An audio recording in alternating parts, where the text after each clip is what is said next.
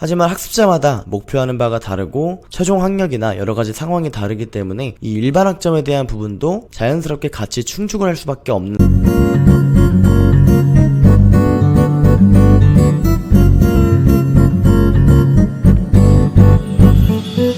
안녕하세요, 레오멘토입니다. 오늘은 학점은행제의 일반 학점에 대한 이야기를 해보려 하는데요. 학점은행제에서 일반 학점이 무엇이고 또 이 일반 학점을 어떤 식으로 활용하는지에 대한 부분을 이야기해보도록 하겠습니다.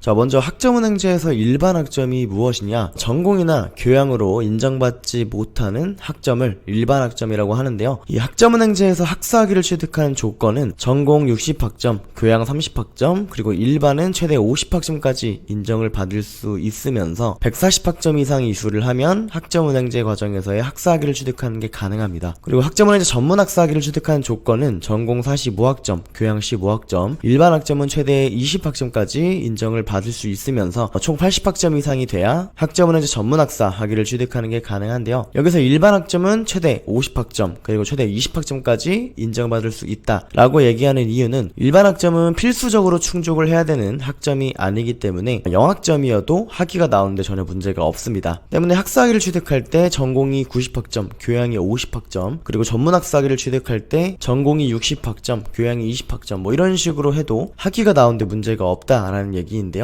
하지만 학습자마다 목표하는 바가 다르고 최종 학력이나 여러가지 상황이 다르기 때문에 이 일반 학점에 대한 부분도 자연스럽게 같이 충족을 할 수밖에 없는 상황들이 발생합니다. 그래서 일반 학점은 어떨 때 활용을 하는지 이 부분을 지금부터 한번 이야기해 볼게요.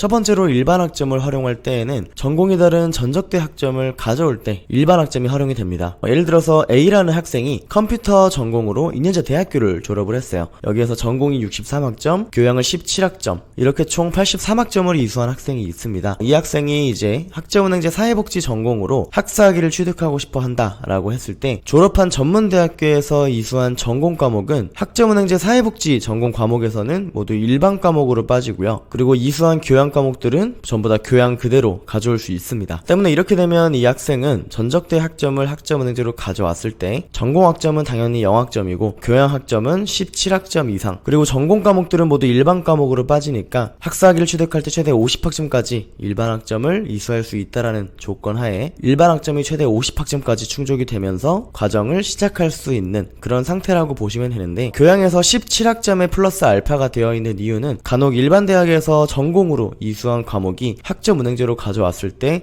교양으로 인정되는 경우가 간혹 있습니다. 그래서 플러스 알파가 또 있다라는 점도 참고를 해주시고요.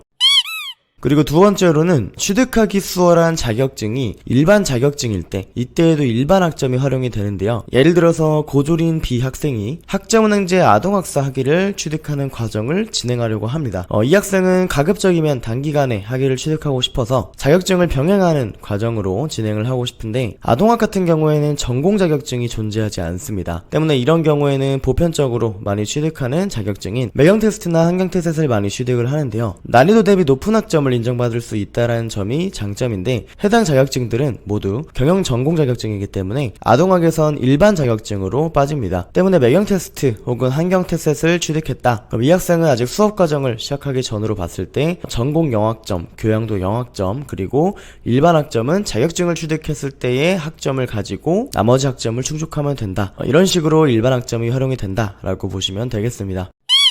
다음은 수월한 독학사 과목이 일반 과목일 때 또 일반 학점이 활용이 되는데요. 예를 들어서 고졸인 C학생이 있는데 학점은행제 경영학사 학위를 취득하는 과정을 진행하고자 합니다. 이 C학생은 유학파 출신으로 굉장히 능숙한 학생이라고 가정을 할게요. 이제 해외를 갔다가 해외 대학을 졸업을 못하고 국내로 다시 돌아와서 학점은행제로 경영학사 학위를 취득하고자 하는 상황입니다. 그럼 이 학생은 영어가 능통하기 때문에 독학학위제라는 제도를 활용할 때 영어 영문학이라는 전공으로 시험을 보는 게 하겠죠. 학점은행제 경영학사 학위를 취득하는 과정에서 독학학위제의 영어 영문학 과정은 일반 과목적으로 인정을 받습니다. 독학학위제는 2단계부터 과목당 5학점으로 인정을 받을 수 있고 하나의 단계에서 최대 30학점까지 인정을 받을 수 있기 때문에 이 학생이 독학학위제에서 몇 과목을 합격하냐에 따라서 일반 학점을 5학점부터 최대 30학점까지 독학학위제를 통해 활용할 수 있다라고 보시면 되겠습니다. 오늘은 일반 학점에 대해서 간단히 여러 예를 들면서 이야기를 해봤는데요. 어쨌든 중요한 건 내가 학점은행제라는 제도를 통해서 목표하는 바가 무엇이고 그 목표하는 바를 위해서 가장 효율적이고 빠른 기간 안에 나아갈 수 있는 플랜이 어떻게 되는지 이 부분을 잘 설계를 하고 공부를 해주시는 게 중요하다라고 할 수 있겠습니다. 이렇게 오늘 준비한 영상 내용은 여기까지고요. 또 추가적으로 학점은행제 과정에 대해서 궁금한 점이 있거나 내가 목표하고자 하는 과정에 대한 학습 설계를 원하시는 분들은 댓글 남겨주시거나 아니면 왼쪽 하단에 보이는 카카오톡으로 문의를 주시면 답변 및 상담 도와드리도록 하겠습니다. 영상 내용이 도움이 되셨다면 구독과 좋아요 그리고 알림 설정까지 부탁드리고요. 저는 또 다음번에 유익한 영상으로 찾아뵙도록 하겠습니다. 지금까지 바빠TV의 레오멘토였습니다. 감사합니다.